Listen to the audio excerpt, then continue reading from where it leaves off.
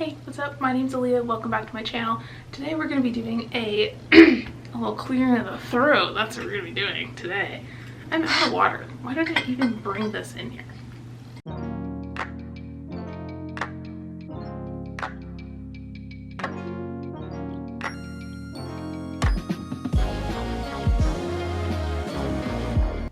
Hey, what's up? My name's Alea. Welcome back to my channel. Today we're going to be doing a chatty, really chill unhaul video.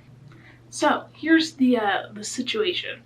I decided to unhaul some books because I just started a new job at a bookstore, and honestly, I'm bringing in a lot more books than I have in months.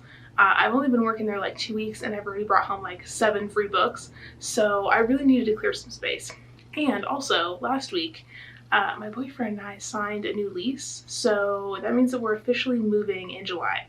And I don't want to move all these books if they're not ones that I really want to keep. So we need to go through all this.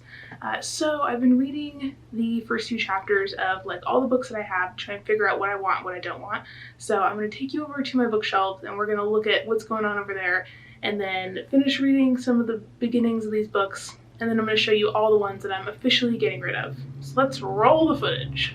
I wanted to show you guys what's going on over here with the bookcase situation. So this is my big cinder block bookcase, and I'm trying to go through all the books and figure out which ones I want to unhaul. So the ones down here on the floor are ones I've decided need to go, and then the rest of these are either ones that I need to look at. So the ones like down here are ones I still need to figure out if I want to get rid of. I've been reading like the first chapter of each of them to figure out if I like them still or not. Or if my reading taste has changed and they need to go. And then all the ones on the top here are ones I've decided that I do want to keep. So I have some like poetry collections and a lot of YA like fantasy and thrillers and stuff like that. And then the ones down here in the corner I'm going to keep too. And then the ones on the bottom I also need to go through. So it's kind of a wreck over here, but that's what we got going on. All right, so these are the last few books that I need to read the first chapter or first few pages of to decide if I'm going to keep it or not. So I'm going to go do that, do a little reading, and then we will go through all the books I'm going to unhaul. So let's go read, shall we?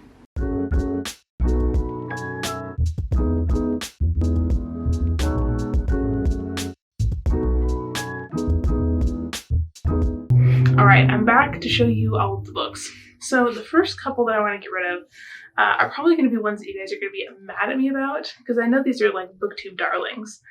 So get ready for the hot takes. But I'm going to get rid of A Gathering of Shadows by V.E. Schwab and City of Bones. So I read City of Bones and I thought it was like okay. It's a middle grade ghost story set in Edinburgh. And it's about this girl who can see ghosts and like talk to them and stuff, which I really like the premise of that, but I felt like Lockwood & Co. did a similar story way better. And I don't know what it is about V.E. Schwab's writing, but for me it's really forgettable. Like I read her books and in the moment I'm like, oh yeah, I like this is, 3 stars, 4 stars, whatever. But then I can never remember the plot later. I'm like, I kind of like that, but I kind of just don't remember it at all, even though I know that I read the whole thing. So that's kind of how I feel about this book. And then I read A Darker Shade of Magic like a year ago, and I liked that, but again, forgettable. Like, couldn't tell you what happened. I remember the characters, but I don't really know what went down. And so I'm not really interested in reading Gathering of Shadows anymore. So I think I'm just going to unhaul it. And then also with these books, I do have a Pango Books account where I can sell them and you guys can buy them if you want. So if there's any like particular ones that you want me to put on Pango that you want to buy, let me know in the comments and I will post them on Pango for you. And I also have the link to my Pango linked in the description below if you want to check that out. So I'm not sure if I'm going to put all of these on there, but I'll probably put some. So anyways, keep that in mind. If there's anything on this list that you want to buy. Another one I want to get rid of is Onyx and Ivory. So I bought this from Powell's bookstore in Oregon like a long time ago, and I just never really read it because it just seemed like a really generic YA fantasy. Like, there's nothing really like special and spicy about this, you know what I'm saying? It's about a chick named Kate who's a traitor because her father tried to assassinate the High King. And so she's like, you know, ostracized from society. And I'm like, okay, wow, I've read that a million times and I'm bored. So I'm unhauling this because I am not interested. Honestly, the other thing is that I've kind of realized that my reading tastes have changed and I'm not as into like YA anymore.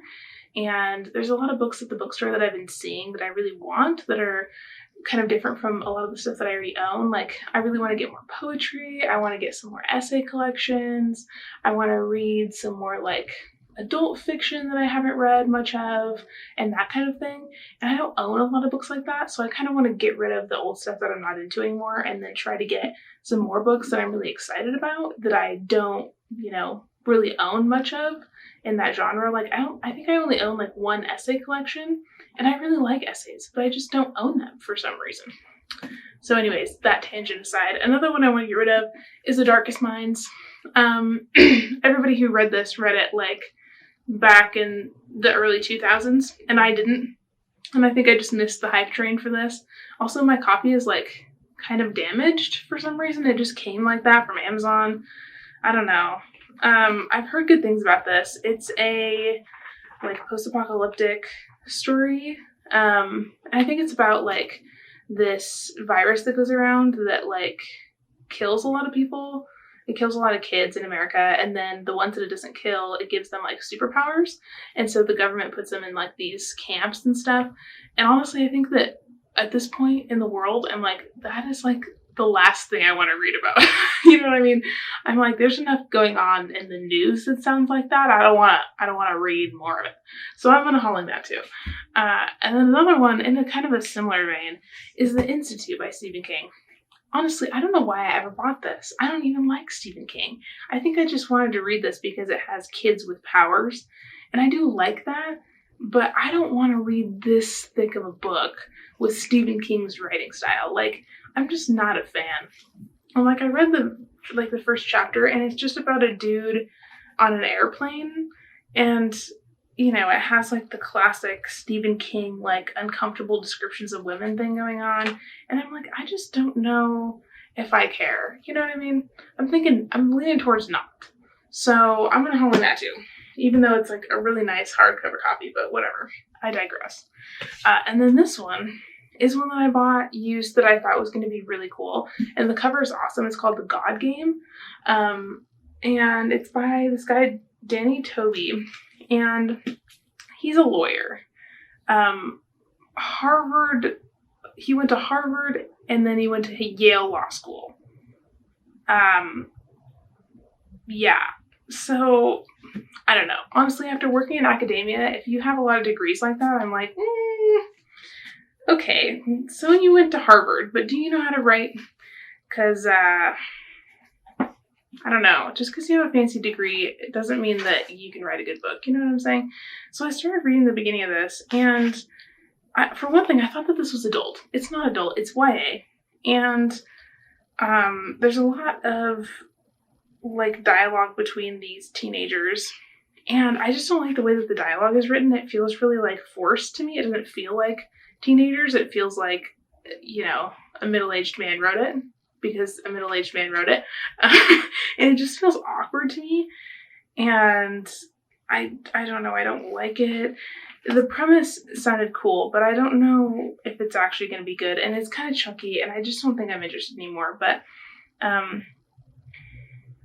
it's supposed to be a technological thriller about these teenagers who get kind of like caught in this online dark web video game code situation. I don't know. It says, they called themselves the Vindicators. Targeted by bullies and pressured by parents, these geeks and gamers rule the computer lab at Turner High School. Wealthy bad boy Peter makes and breaks rules. Benny is a punk bassist at odds with her heritage. Kenny's creativity is stifled by a religious home life. Insecure and temperamental Alex is an outcast among the outcasts, and Charlie, the leader they all depend on, is reeling from the death of his mother, consumed with reckless fury. So I don't know. To me, this just seemed like all the characters just sound super stereotypical, like stereotypical high schoolers, and it sounds like, I don't know, like an adult is trying to talk about bullying and the dark web and coding and video games in a way that is like not, I don't know, it doesn't actually feel like teenagers, if that makes sense. So I'm just not really down for that. And then this one, people are probably going to be mad at me for this too, but Lock Every Door by Riley Sager. I don't know, man. I've never read a Riley Sager, and I don't think this one's for me because when I bought it, I didn't live in an apartment, and now I do. So the idea of like reading a thriller that's about a lady who lives in an apartment in like this creepy apartment building that's really fancy just kind of like freaks me out. But also, I have listened to some reviews for this, and a lot of people say that they like his other books better, and I still kind of want to read Home Before Dark, but I don't know that I'm interested in this particular one. And I listened to Erin from Book and Busy read this in a blog, and she said that this book is basically just like white peopling and like getting up in everybody else's business and causing trouble for no reason. And I just think that's hilarious. But now every time I look at it, I can't like unhear her voice in my head saying that this sucks. So I think that's part of it. But also, since I bought this, I found out that, you know, I don't know, when I bought this, I thought that Riley Sager was a lady. And I think a lot of people still think that. And I don't blame them because it doesn't have a picture of the author on here. But Riley Sager is actually like a middle-aged man. And his books are like marketed towards women mostly, and they all have female main characters. And a lot of people say that he doesn't write women well. And Riley Sager is also not his real name; it's a pen name. But it's kind of weird. It's like his books were intentionally marketed to make women think that he was a female author, which I think is like kind of creepy. I don't know. It just, there's something about it that like rubs me the wrong way. Like I get it, you're trying to make money, but like kind of weird vibes. So I don't know about this, but if you really liked this, let me know, because I'm not totally sure if I would like this or not, but I don't know. I'd rather read Home Before Dark and see if I like that than read this one about the apartment thing, because that just makes me feel weird. And then I have this one, which you've probably never heard of. It's called The Whispers of the Fallen by J.D. Netto, and this is a really old indie published like paranormal fantasy, I think. And all I remember is that it's about these two guys who find this magic book. I think they find the Diary of Lucifer, and that's all I really know. The reason I wanted to unhaul it is because I read the first chapter and the writing felt very like early 2000s, and so I wasn't really like super feeling the writing style, but it's really pretty on the inside. It has like these cool little like wings down here by the page numbers, and it has this really cool lion on the front and stuff. So I don't know, I've had this for a long time and I've just never felt the need to pick it up, you know what I'm saying? So that's on file. We also have this one, which is an ARC that I got in a blind date with a book thing, and it's called Killing November. And I've never heard anybody talk about this, but it's a YA like thriller that's set at a boarding school. So I think it's supposed to be kind of like dark academia. And it's about this girl, and she gets sent to this academy. And it says that there's no electricity, no internet, and an archaic eye for an eye punishment system, which like I'm just sure they have no electricity, but whatever. And so at the school they have like weird classes too. It's like knife throwing and poisons and like the art of deception, and the school is supposed to like mold them into these elite strategists or whatever, and some of them are trying to become like assassins or spies or impersonators or whatever, and then all of a sudden like a student gets murdered, and then all of the students are suspects, and this girl November thinks that somebody's going to try to kill her next, so she's like trying to, you know, Scooby-Doo solve the mystery or whatever. And I don't know, I read the beginning of this and the main character just sounds like super naive for one thing, and I just am not really that interested in the whole like, I don't know, the academy for spies and they're trying to kill each other, and I'm like, okay, whatever. I don't care. It would be more interesting if they all did kill each other and it was like a horror situation, but I just don't think that it's going to be for me. You know what I'm saying? So that's that on that. And then I have this middle grade that I've owned forever. I think this is the book that I've owned the longest on my shelves, and it's called Beyonders by Brandon Mull. So this is the first one in a, well, it's like the middle grade series that he wrote after Fablehaven. So if you read that, then you know who this guy is. But he's also written a dragon series since then that I think I would probably like better than this one. But the reason I never picked this up is because it sounds kind of like dark, but in a way that's not super interesting to me. So this is supposed to be like this fantasy world where there's no heroes, and I don't know. I mean, people might be interested in this if they really like morally great characters and like everybody being villains and stuff, but I don't know if that's really my cup of tea in like a middle grade fantasy. So I don't know. The synopsis says Jason Walker has often wished his life could be a bit less predictable until a routine day at the zoo ends with Jason transporting from the hippo tank into a strange imperiled world. Lyrian is full of dangers and challenges unlike any place Jason has ever known. The people live in fear of their malicious wizard emperor, Maldor. The brave resistors who oppose Maldor have been bought off or broken, leaving a realm where fear and suspicion prevail. In his search for a way home, Jason meets Rachel, who is also mysteriously drawn to Lyrian from our world. Jason and Rachel become entangled in the quest to piece together the world of power that can destroy the Emperor, and learn that their best hope to find a way home will be to save this world without heroes. So, I don't know. I like the idea that they're, like, he's taken from the zoo and then sent to this fantasy world. That's cool. But I don't know. This might be good, honestly, because I really like this author's writing, but I've just had this for so long and never felt the need to pick it up. So I don't know. If you guys think that I should keep this, let me know. If you've read it and you think it's good, or if you really, really want me to read it, I could do a vlog where I read books that have been on my shelf for ages. But whatever. If you guys want to do that, then I'll do it. If not, it's going in the bin. Let's see. We're down to the last few here. So another one I want to get rid of is this graphic novel, and it's called I Kill Giants. And I've had this for ages too, and I've flipped through and read like most of it multiple times, but it's just not something that I really like resonate with. And it's basically about this girl, and she like kills giants, but the giants are supposed to be kind of like a metaphor for her mother, who is like dying of cancer and like kind of fighting these monsters and that kind of thing. So it's about family. It's about this girl who's struggling with her mom's illness and like basically being taken care of by her older sister, and she gets like bullied at school, and the art style is really cool. Everything is like in black and white. But I don't know. I don't know if the metaphor really like worked for me, and I don't know. I kind of just had a lot of questions and not enough answers, I think, when I was reading this. And I just never really felt the need to finish it, even though I've picked it up like multiple times. So I think I'm going to go ahead and unhaul this. But it is really cool, and I do really like the art, but I just don't think it's for me. And then also I have this poetry collection that I read. Actually, I have a couple poetry collections, and I read both of these. And both of them are not bad.